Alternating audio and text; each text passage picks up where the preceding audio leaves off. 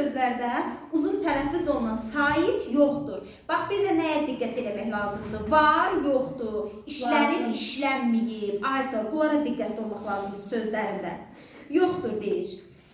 Deməli, alim sözünü 100% bilir. Alim.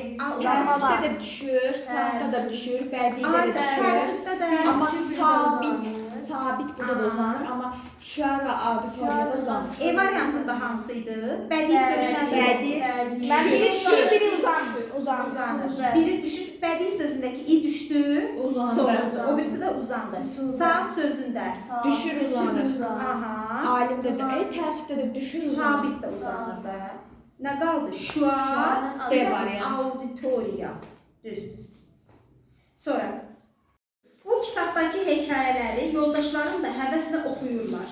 Cümləsində eyni suala cavab verən sözlər hansı nitq hissəsinə aiddir?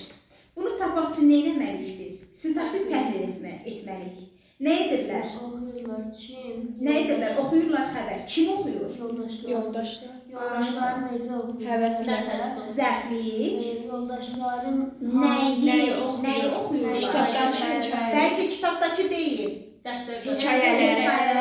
Tamamlayır. bu Kitabdakı. Yox, Kitabdakı hansı hekayələr? Kitabdakı. Hansı kitabdakı? Bu Bax, bu kitabdakı. kitabda ola bilər, o kitabda ola bilər. Hansı hekayələr? Bu kitabdakı. Bu da oldu təyin. 2 dənə hansı sualına cavab verən sözümüz oldu. İkisi də təyin oldu cümlə üzvü olaraq. Bu bir də kitabdakı. Bu hansı hissəsidir? Bu əvəzli. Bir dənə də necə suala cavab verən oldu. Kitab hansı hissəsidir? Kitab İsim. Kitabdakı sifət. Fərq. Səhv idi?